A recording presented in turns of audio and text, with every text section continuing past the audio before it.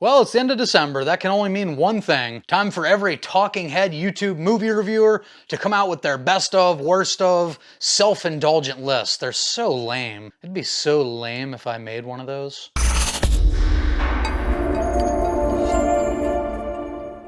What is going on, everybody? Hope you all had a wonderful holiday season with friends and family. Merry Christmas, Happy Kwanzaa, Happy Hanukkah, whatever it is you celebrate. Hope you had a great one. But with that being said, Christmas is behind us now. The onslaught of Christmas movie reviews and first-time watching reactions, that's all in the rearview mirror. And we are now at the end of December, which means it's time to kind of take a look back on the year that was movies. I'm mainly a horror channel, so I'm gonna do my top 10 horror here today. I will do like a more conventional top 10 overall movies, but a few of these might sneak on that list. Now I'm gonna be completely honest.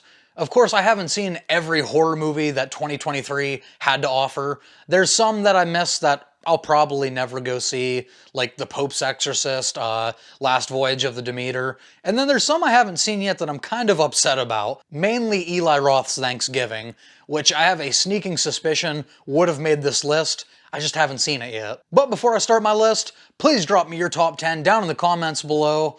Let me know what your list looks like. It just hasn't been the strongest year, at least for the horror that I've seen, which I don't have a count for, but probably somewhere in like the 25 to 40 range. And starting off my list at number 10, a bit of a double feature here, so one entry in, I already cheated on my own list. But in at number 10, I have Megan and Renfield. Now, to be honest, these were both movies that I was varying degrees of disappointed with. As far as Renfield, the A story here between Nicolas Cage as Dracula and Nicholas Hoult as Renfield, great dynamic. A great commentary on toxic relationships and not letting somebody gaslight you and being your own person. That stuff all worked. Plus, it was just like goofy, over-the-top violence. Nicolas Cage was hamming it up as Dracula in the best way. The only problem was they took this entire B story with Awkwafina and her father's legacy as a police officer. Really generic story that nobody really cared about. And had you just kind of gotten rid of that, focused on the Nicks here, you had a much better movie. But like I said, still a lot of fun. And then as far as Megan, just needed more violence, man. Like, I know they eventually came out with the R-rated cut, which helped a little bit, but a little bit of a predictable third act. You knew exactly what was gonna happen. This feels like a Child's Play kind of ripoff. The initial PG-13 release, which I saw in theaters, hurt my overall just experience with it and my impression of it. I think it should have been rated R right out of the gate, but of course that damn TikTok dance caught on, and every little kid was doing it, so they had to go see Megan.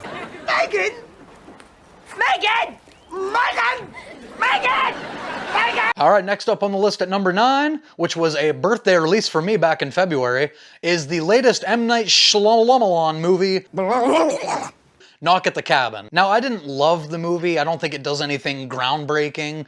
I know Shyamalan takes a couple creative liberties from the novel, you know, which you should do as a director.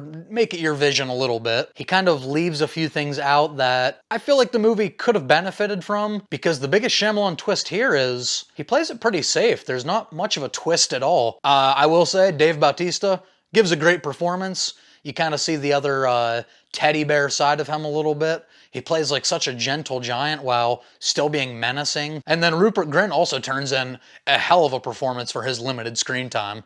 10 points to Gryffindor. But basically you have this couple and their adopted daughter who rent this Airbnb for the weekend, and then you have this group of people that were called by a higher power to meet at this cabin. And once they get in there and they're all lined up, pretty clear you can see it's an analogy, it's symbolism for the 4 horsemen of the apocalypse. They pretty much force this couple to make an impossible choice. And it's a good movie. It's, you know, there's some solid tension throughout.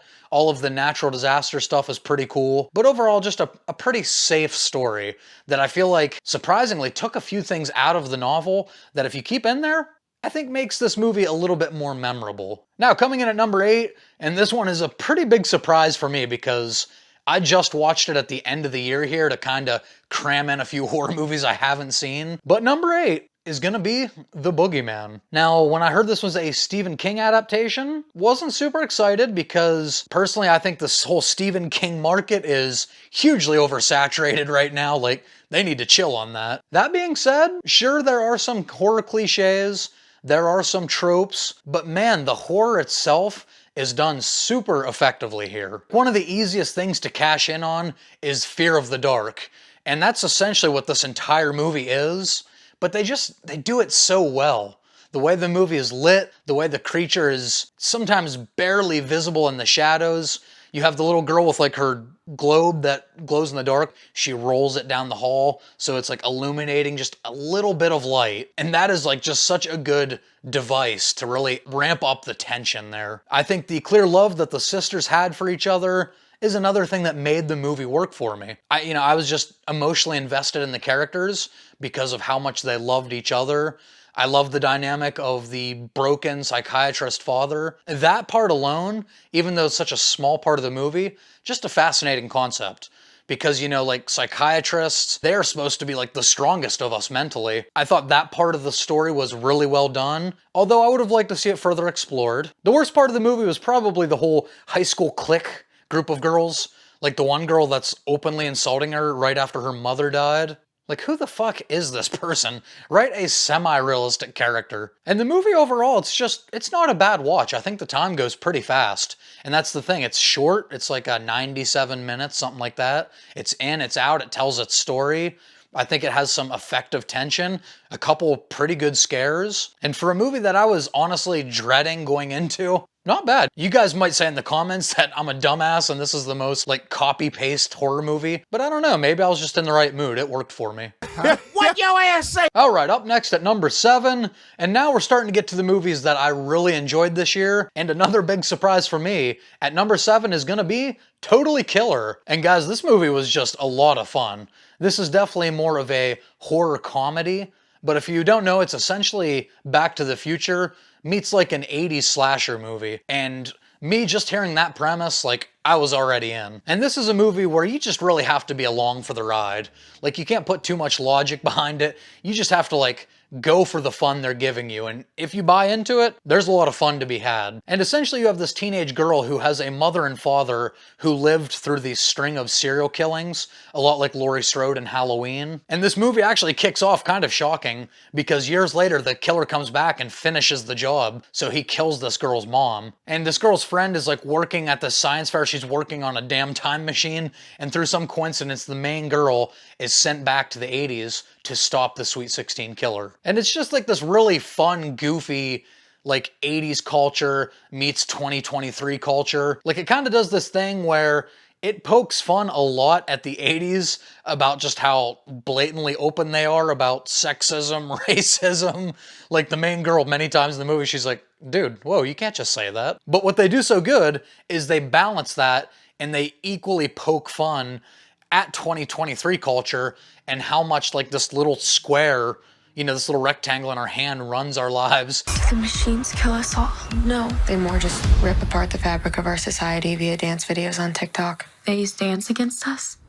And it just does a really good job like poking fun at both, so everybody's kind of in on the joke. And Kiernan Shipka, I believe, is the main girl, Jamie. She does a fantastic job in the movie. I think she's mostly known for like Mad Men and stuff, child actress. I don't really know her too well, but she does great with like the comedy and the occasional serious moments. So if you're looking for like a little fun Back to the Future meets Mean Girls meets slasher, this is your movie. And coming in at number 6, had a really hard time placing this one on my list, but coming in at 6 is the 5th movie in the Evil Dead franchise, Evil Dead Rise. And this is one that I continue to be conflicted on because, on the surface, it gives you everything you want as an Evil Dead fan. You have some more extended lore for the Deadites and the Necronomicon. You have literally elevators full of blood in the 3rd act. And you still have some of that patented Sam Raimi humor in there. I would say they nailed the humor better than Evil Dead 2013, although I probably prefer that movie. But the standout performance by a landslide here is Alyssa Sutherland as the mother/Deadite. My God, this woman went for it and I love her. As she said in an interview that Jim Carrey's The Mask was a huge inspiration for how she played the Deadite. Makes a lot of sense after watching her performance. I'm a little bit torn on the apartment setting. I do like the idea of switching it up a little bit, but Evil Dead is the original cabin in the wood franchise. The apartment worked for the sense of like, it felt like quarantine times, it felt like isolation, but there were just a lot of plot conveniences that kept them in this apartment. I don't know, I'm kind of conflicted on the setting, and I will say, unfortunately, I think the strongest moment of this movie is before the title card, not involving any of these characters, so that's gonna hurt the impact a little bit of the rest of the movie. It has kind of a Friday the 13th remake where the beginning, very front heavy, where the beginning is the best part of it. But definitely some fun violence for Evil Dead fans, definitely a great,